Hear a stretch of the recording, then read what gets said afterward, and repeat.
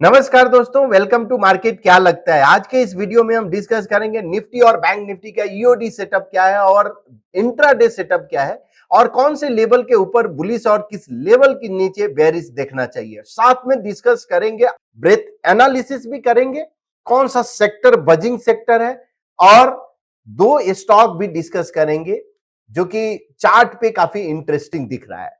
सो आप लास्ट तक वीडियो में बने रहिएगा ताकि वो बजिंग सेक्टर और बजिंग सेक्टर के स्टॉक्स, उसके अलावा दो और स्टॉक्स डिस्कस करने वाले हैं ताकि उसका आप बेनिफिट उठा सके। तो स्टार्ट करते हैं निफ्टी से। आज निफ्टी 121 पॉइंट पॉजिटिव क्लोज दिया और bank Nifty 156 point positive close दिया। कल के वीडियो में अगर आपको याद होगा तो कल सेटअप जो है बुलिश टर्न हो गया था। हां, रेजिस्टेंस के नजदीक जरूर था जब ईओडी चार्ट सेटअप पे, और उसने आज उसको ब्रेकआउट किया है। अब देखते हैं चार्ट पे। सबसे पहले हम ईओडी चार्ट ओपन करते हैं। ये निफ्टी 50 का ईओडी चार्ट है पॉइंट 1 का। ये जो एंकर पॉइंट है उसके ऊपर आज इसने क्लोज दिया है, तो ये क्लियर इंडिकेशन क्या होता है कि बुलिशनेस तो जरूर है मार्केट। सेटअप करेंटली बुलिश है, एंकर पॉइंट के ऊपर है, बेरिश 45 डिग्री ट्रेंड लाइन के ऊपर है, और अगर अपसाइड अगर जाता है तो पॉसिबल 20,030 तक का पॉसिबल मूव दिख सकता है। अब इसी चार्ट को अगर हम 1 मिनट टाइम फ्रेम पे और 0.05 कर देता हूं, यहां अगर 45 डिग्री ट्रेंड लाइन अगर आप ड्रॉ करो तो ये जो लास्ट यानी 15 सितंबर से लेकर और अभी तक almost 1 month below bearish 45 degree trend line के नीचे ट्रेड हो रहा था। अब ये फर्स्ट टाइम इसके ऊपर निकला है। अब साथ में ये एंकर कॉलम भी है 20,171, जो कि प्रीवियस टॉप जहां से प्राइस नीचे आया, शायद उसको रीटेस्ट करने की फिर से कोशिश करेगा। कब? जब प्राइस अगर निफ्टी 19,841 के ऊपर अगर सस्टेन होता है तो 845 के ऊपर अगर सस्टेन होता है तो पॉसिबल आपको एक मूव यहां तक दिख सकता है, बिकॉज अपसाइड का ये काउंट भी आपका ओपन है। प्लस ये जो कंसोलिडेशन जो फेज था इसको इसने अच्छे से आज निकाला है। तो नेक्स्ट फॉलो थ्रू, यानी कल के मार्केट में अगर फॉलो थ्रू मिलता है तो एक interesting candidate, interesting chart setup दिख रहा है जो कि प्रीवियस टॉप को 20,171 को रीटेस्ट करने की पूरी उम्मीद दिख रही है। अब current chart setup as usual bullish ही है ईओडी में। तो अब देखते हैं बैंक निफ्टी का क्या सेटअप है। तो बैंक निफ्टी भी आज सेटअप टर्न किया है बेरिश टू बुलिश में। तो करंट चार्ट सेटअप अभी भी बुलिश है, प्राइस ने सपोर्ट लिया और अगर ये ट्रेंड कंटिन्यू रहता है तो पॉसिबल एक अपसाइड मूव मिल सकता है। लेकिन अगर नेक्स्ट फॉलो थ्रू अगर मिलता है तो ये एक अपसाइड काउंट इस कॉलम से आप प्लॉट कर सकते हो। तो सेटअप बुलिश है लेकिन क्लियर जो काउंट जो है या अपसाइड मूव का नहीं दिख रहा है इसमें। अब अगर इंट्राडे की बात करें, इंट्राडे में निफ्टी का लेवल्स क्या है, तो अभी भी चार्ट सेटअप इंट्राडे में बुलिश है और अगर कल 19,905 के ऊपर अगर सस्टेन होता है तो पॉसिबल एक अपसाइड मूव आपको मिल सकता है 970 और 20,080 तक। ये जो रेंज आपको दिख रहा है 19,900 और 870, ये क्लस्टर ऑफ रेजिस्टेंस जोन है, यानी इस एरिया को इसको कट करना होगा अगर इसको बुल्स को कंटिन्यू कंट्रोल अपने अंदर अपने हाथ में रखना है। अगर बुल्स इसके ऊपर 19,905 के ऊपर अगर सस्टेन होता है प्राइस तो पॉसिबल एक अपसाइड मूव कंटिन्यू हो सकता है। अब अगर लेवल 19,800 के नीचे अगर सस्टेन होता है तो पॉसिबल एक डाउनसाइड मूव 730 और 650 तक आपको दिख सकता है। बैंक निफ्टी का इंट्राडे में चार्ट सेटअप बुलिश है।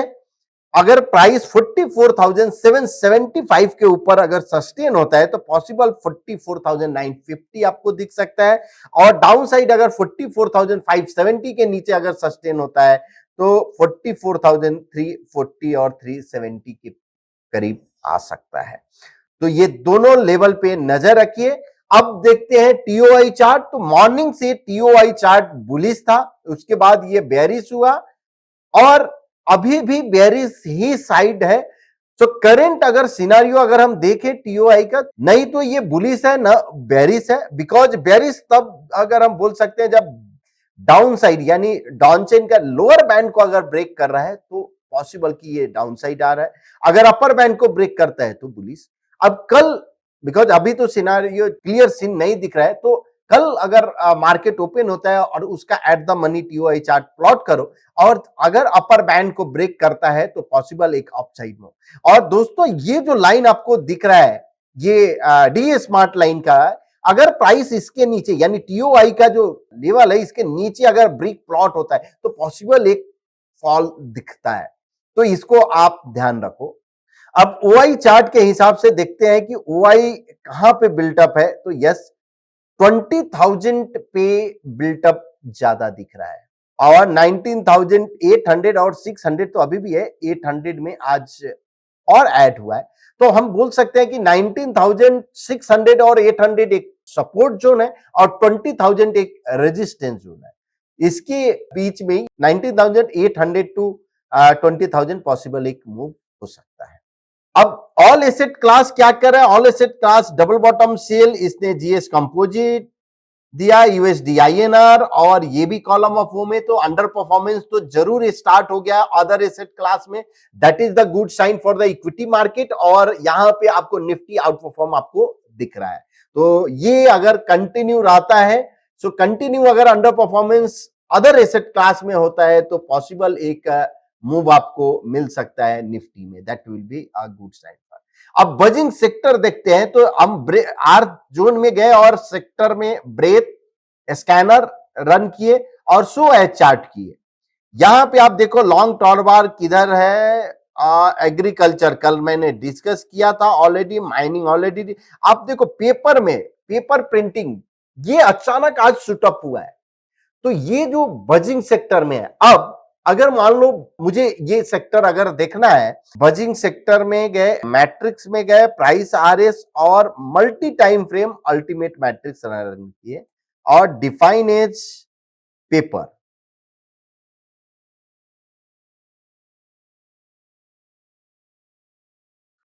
तो ये पेपर सेक्टर का पूरा ऑल टाइम फ्रेम यानी multi time frame ultimate matrix मैंने रन किया।